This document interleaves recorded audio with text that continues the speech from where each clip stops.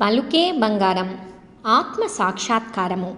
ఒక శిష్యుడు, నేను ఆత్మజ్ఞానం పొందగలనా, అంటే ప్రత్యక్షంగా ఆత్మానుభూతిని పొందగలనా అని ప్రశ్నించారు. దానికి భగవాన్, ఎందుకు పొందలేవు? ఆత్మజ్ఞానం లేనివాడెవడైనా ఉన్నాడా?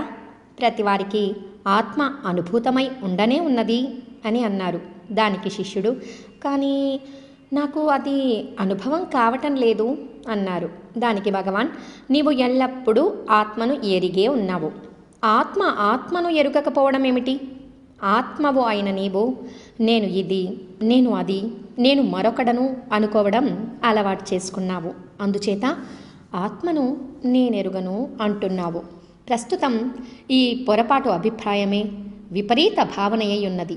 అందువలన ఆత్మను నేనెరుగను అంటున్నావు. చేయవలసినదంతా ఆత్మను గురించిన విపరీత భావనను తొలగించుకోవటమే. అప్పుడు అది ఆత్మజ్ఞానం లేదా ఆత్మానుభూతిని కలిగిస్తుంది అని సమాధానమిచ్చారు.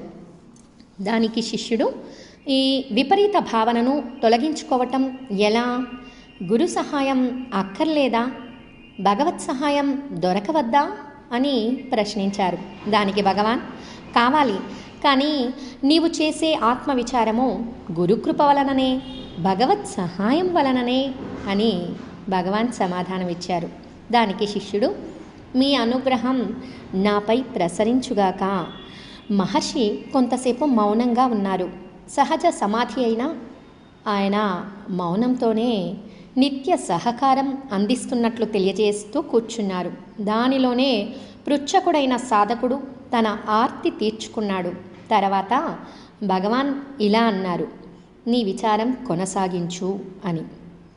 దానికి శిష్యుడు, అదేలాగా, ఏ విధంగా మొదలు పెట్టాలో నాకు తెలియడం లేదు అన్నారు. దానికి భగవాన్, తెలియనిది ఎవరికి? నేను అంటున్నావు. ఆ నేనెవరో తెలియడం లేదంటున్నావు.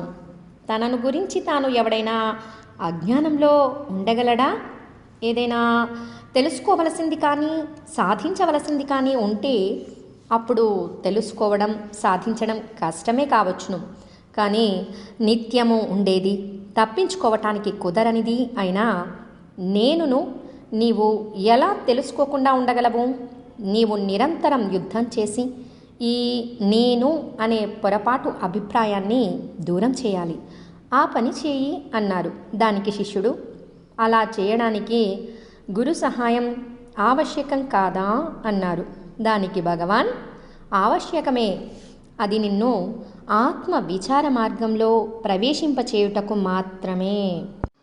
ఆత్మ విచారమును నీవే చేసుకోవాలి అని సమాధానమిచ్చారు. దానికి శిష్యుడు, ఎంతవరకు గురువు అనుగ్రహం మీద ఆధారపడాలి? ఎప్పటి వరకు విచారాన్ని కొనసాగించాలి అని ప్రశ్నించారు. దానికి భగవాన్, ఆత్మవిచారం చేసి ఆత్మజ్ఞానం పొందే వరకు ఈ పొరపాటు అభిప్రాయాన్ని తొలగించుకుంటూ ఉండాలి. నీ చిట్ట చివరి దురభిప్రాయం నాశనమయ్యే వరకు, అంటే ఆత్మజ్ఞానం లభించే వరకు విచారణ చేస్తూనే ఉండాలి అని సమాధానమిచ్చారు. దానికి శిష్యుడు, ఇతరులకు నేను ఏ విధంగా సహాయం చేయగలను అని అడిగారు. దానికి భగవాన్, సహాయం చేయటానికి ఇతరులు ఎవరున్నారు? ఇతరులకు సహాయం చేయాలనేవాడు ఎవరు?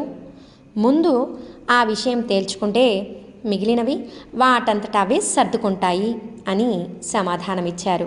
దానికి శిష్యుడు, నా ఈ ప్రయత్నంలో పూజ ప్రార్థనాదులు భగవంతుని అనుగ్రహార్థం చేయవద్దా అని ప్రశ్నించారు. దానికి భగవాన్, ఈశ్వరానుగ్రహము, దాని కొరకు చేయబడే పూజాధికములు లక్ష్యం చేరుకొనటానికి ఆవశ్యకమైన దాటవలసిన మెట్లు. లక్ష్యం చేరిన తర్వాత ఆత్మయే పరమాత్మ అని సమాధానమిచ్చారు.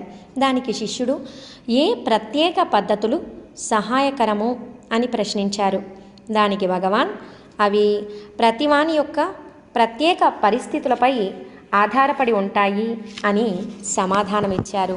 దానికి శిష్యుడు, నాకు అత్యుత్తమమైన పద్ధతి ఏది? సహాయమంతా భగవంతుడే చేయడా అని అడిగారు. దానికి భగవాన్, భక్తి, కర్మ, జ్ఞాన యోగములన్నీ ఒక్కటే. భగవంతుని తెలుసుకొననిదే నీవు అతనిని ప్రేమించలేవు, ప్రేమించనిదే భగవంతుని తెలుసుకొనలేవు. నీవు చేసే ప్రతి పనిలోనూ ప్రేమ ప్రకటితమవుతూనే ఉంటుంది. అదే కర్మ. మానసిక విజ్ఞానము భగవంతుని తెలుసుకొనుట గాని ప్రేమించుట గాని సిద్ధించకముందు కలగవలసిన అభివృద్ధి అని అన్నారు. దానికి శిష్యుడు, నేనే బ్రహ్మమును అని నిరంతరము చింతన చేయవచ్చునా? అది సరి అయిన పద్ధతేనా అని ప్రశ్నించారు. దానికి భగవాన్, అలా ఆలోచించటం ఎందుకు? నిజానికి నీవే భగవంతుడవు. ఎవడైనా ఎల్లప్పుడూ నేను మనిషిని అంటూ గాని ఆలోచిస్తూ గాని కూర్చుంటాడా? దీనికి విరుద్ధంగా నేను జంతువును అనే ఆలోచనను తొలగించుకోవలసి వస్తే అప్పుడు నేను మనిషిని అని ప్రకటించుకోవలసి వస్తుంది.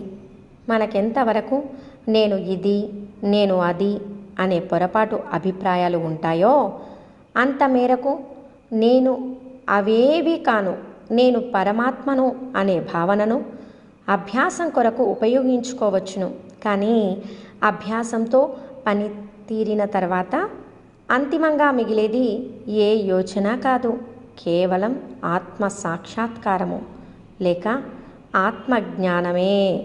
అది భావాతీతమైనది అని సమాధానమిచ్చారు. దానికి శిష్యుడు, సర్వశక్తిమంతుడు, ప్రేమమయుడు, సర్వజ్ఞుడు అయిన భగవంతుడు ఆత్మజ్ఞాన ప్రాప్తి కోరే మానవుడికి సర్వము తానే సమకూర్చడా అని ప్రశ్నించారు. ప్రశ్నిస్తున్నవాడి అంతరంగంలో ఈ భావం మొదలవుతున్నది. గురువు ఎంత గొప్పవాడైనా శిష్యుడు ఎల్లప్పుడూ ఆయన ఇష్టానిష్టాలపై ఆధారపడి ఉండవలసిందేనా? ఆత్మకు స్వాతంత్ర్యమే లేదా? స్వశక్తి మాటే లేదా? ప్రశ్నించేవాడి అంతరంగంలోని సందేహాన్ని అతని కంటే తానే బాగా గ్రహించినట్లు భగవాన్ తత్క్షణం సూటిగా బాణం వలె ఇలా సమాధానమిచ్చారు. భగవాన్ తన శరీరాన్ని వ్రేలితో చూపుకుంటూ, ఈ శరీరమే గురువు అని భావించకు అన్నారు. దానికి శిష్యుడు, ఆత్మజ్ఞానం పొందటము తేలిక కాదు అనిపిస్తుంది అని అన్నారు.